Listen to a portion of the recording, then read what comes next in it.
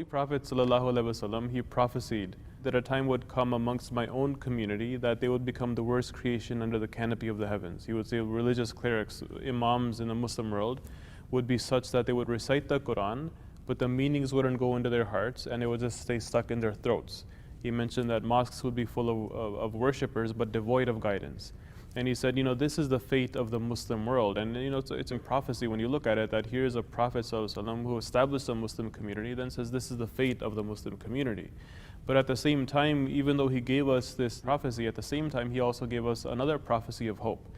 And so this was the need of the Messiah. We believe this prophecy has been fulfilled in the sense that the Muslim world, when we look at it today, these people are in many ways the worst creation under the canopy of the heavens. When you have ISIS and Boko Haram and Al-Qaeda and Taliban and all of these groups, and they're committing all of these acts in the name of Islam, they can put the name Islam there, but their acts are completely against Islam. So that part of the prophecy has been fulfilled. So it necessitated that reformer, that Messiah, that Mahdi must also come now to reform these people, to teach them what true Islam actually is.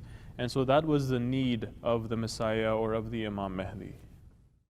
So the Prophet ﷺ, when he made the prophecy about the coming of this Messiah, about the Imam Mahdi, he also gave us certain signs. He says, look out for these signs. These will be the signs of his arrival or the signs of his truthfulness. One of the signs, one of the most famous signs that the Prophet Muhammad, peace be upon him, prophesied was a sign of the eclipses.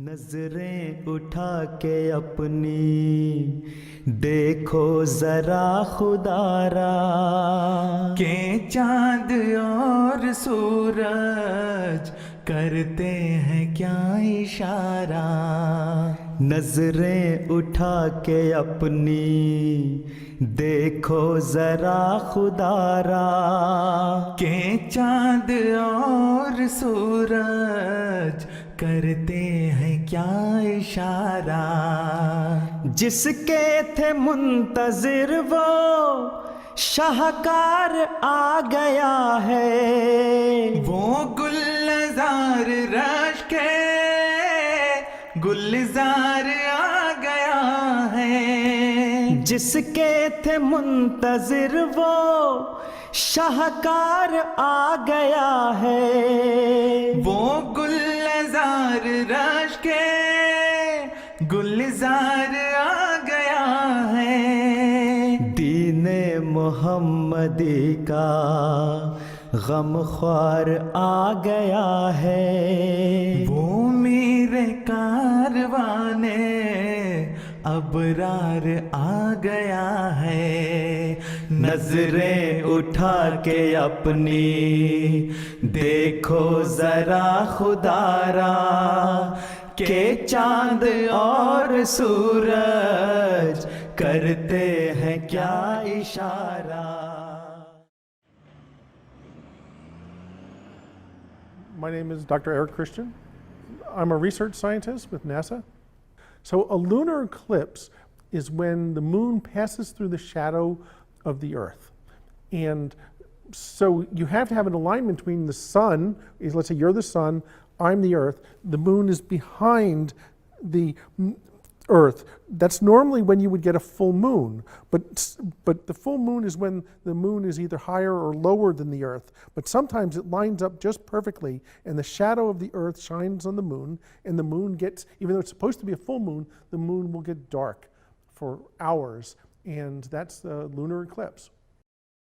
So there are actually three types of lunar eclipses. There's the total lunar eclipse, which is when the moon is completely in the shadow of the earth and the entire moon will get dark.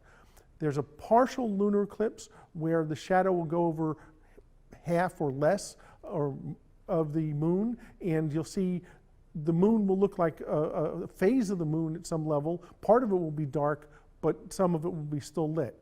And then there's also a third type called a penumbral eclipse, which actually happens pretty often, but isn't very important. It just means the full moon is a little dimmer because it's in the outskirts of the shadow of the earth. And so it's just a full moon that's a little dimmer than normal, and people don't really talk about that. Solar eclipse is when, again, the sun, the moon, and the earth line up, except this time the moon is in front of the earth. and what would normally be a new moon, because you're not seeing the sunlit side of the moon, you're seeing the dark side.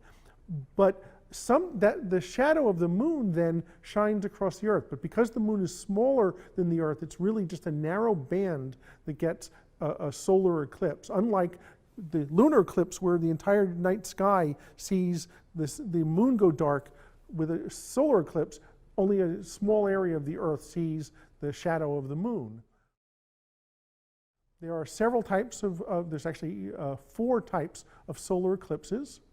There's the total solar eclipse, which is the neatest thing possible. That's where the moon completely blocks the light from the sun, and you can see the very much dimmer atmosphere of the sun, which is called the solar corona, and it streams away from the sun. This is what causes the solar wind, and you can actually see it. It's the only time you, with your naked eye, can see the corona of the sun. There's an annular solar eclipse, which is when the moon blocks the sun, but it's a little smaller than the sun. We're actually really lucky that the moon's size is almost exactly right for the sun, but the moon's orbit around the earth isn't a perfect circle. Sometimes it's further away, sometimes it's closer. And when it's further away, it gets a little bit smaller. And sometimes then it can be smaller than the size of the sun and not block it completely. A partial solar eclipse is when the moon passes in front of the sun but doesn't block the whole thing, and so it's just a partial blocking. And then there's this weird, very rare situation called a hybrid solar eclipse, which is a total solar eclipse on part of the path that the moon shadow takes, and an annular solar eclipse on the other part. And so those only happen, a couple times every century. For our Mahdi, there are 2 signs which have never appeared before since the creation of the heavens and the earth. Namely, the moon will be eclipsed on the first night in Ramadan, on the first night of the nights on which a lunar eclipse can occur, and the sun will be eclipsed on the middle day, on the middle one of the days on which a solar eclipse can occur. And these signs have not appeared since God created the heavens and the earth. So when we look at the prophecy, again, the prophecy said that the lunar eclipse will occur at the first of Ramadan. This doesn't mean literally the first day of Ramadan, because that is scientifically impossible for a lunar eclipse to occur on the first of Ramadan. The lunar eclipse can only occur when the moon is full. So that means on the 13th, 14th, or 15th of a lunar month, these are the 3 possible days when a lunar eclipse can occur. So when the hadith says on the first of Ramadan, it means that on the first possible day in that Ramadan when eclipse is possible. So if we take 13, 14, 15, that means the 13th of Ramadan. That means the eclipse must occur on the 13th to fulfill the prophecy. So on the 13th of Ramadan in 1894 is when the lunar eclipse part of the prophecy was fulfilled. That year in Ramadan, on the 13th, which is the first possible day, the moon was eclipsed. So on March 21st, 1894, there was a partial lunar eclipse. So that means that part of the moon, and only actually a small part of the moon, got blocked by the Earth's shadow. But anybody in Europe, South America, Africa, would have seen, who had a clear sky, would have seen part of the moon fading away as it drifted into the shadow of the Earth. So when the solar eclipse was supposed to occur, again, we look at the hadith and it says that the sun was supposed to be eclipsed on the middle of the Ramadan. Now again, this doesn't mean on the 15th of the month. That's not scientifically possible. Scientifically speaking, the sun can only be eclipsed on the 27th, 28th, or 29th of any lunar month. So if these are the 3 possible days, when the hadith says that the sun would be eclipsed on the middle, that means the 28th. It's in the middle of 27 and 29. So it was the 28th of Ramadan that the sun was supposed to be eclipsed. So that same year, in 1894, that same Ramadan, on the 28th of Ramadan, the sun was eclipsed as well, which fulfilled the hadith in its totality. So on April 6, 1894, there was a total solar eclipse. Actually, it was a hybrid solar eclipse. Part of the path only saw an annular part of the sun. The sun wasn't completely blocked. So this was one of those weird hybrid eclipses. But there was parts of India, China, it actually moved up the eastern coast of India that would have seen a total solar eclipse on April 6th. The hadith of the Holy Prophet ﷺ says that these are two signs, the lunar and the solar eclipse, that have never occurred before in the history of the heavens and the earth. So some people may have the objection that how can this factually be true when these eclipses have occurred throughout humanity hundreds if not thousands of times? So total solar eclipses happen a little less than once a year on the average.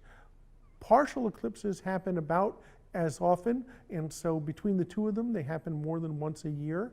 And annual eclipses also happen occasionally. So I think on the average, you get about 240 total partial or annular eclipses in a century.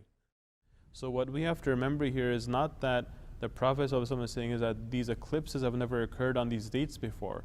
His words were that these are two signs that have never occurred before, meaning these two signs that have occurred for an individual, for a claimant, they have never been used as signs for a claimant before. So these signs have occurred as just natural phenomenon. But God has never used these signs to bear to the truthfulness or to bear testimony to the truthfulness of a claimant. So this was the point that was being made, that never before has God used these two natural phenomena as signs for the truthfulness of a person.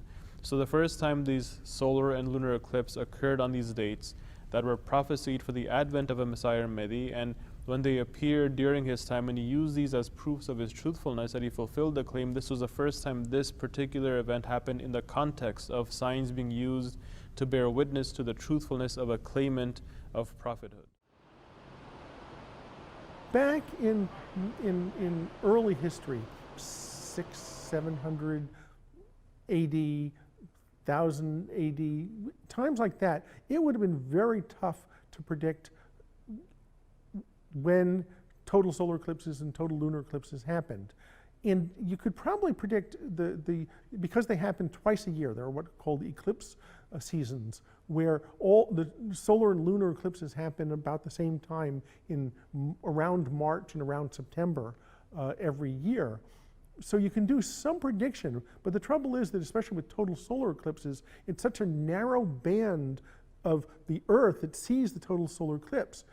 The calculation to determine exactly where that band is going to be is really tough. You might be able to predict on such and such a day there could be a partial or total solar eclipse somewhere on the Earth, but it's a lot tougher to predict where that's going to be. We can do that now with computers, but that was beyond, I think, most of the calculations back then.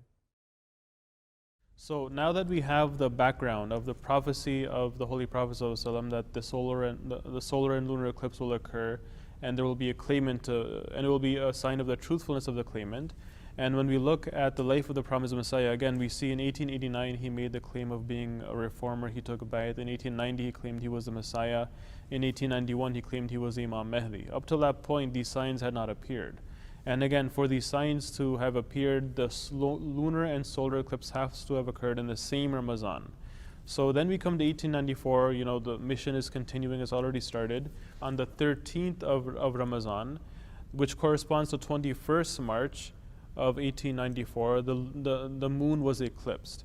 And then on the 28th of Ramazan, which corresponds to the 6th of April in 1894, the sun was eclipsed. So that year in 1894, in that Ramazan, on the 13th, the first possible day for lunar eclipse, the moon was eclipsed.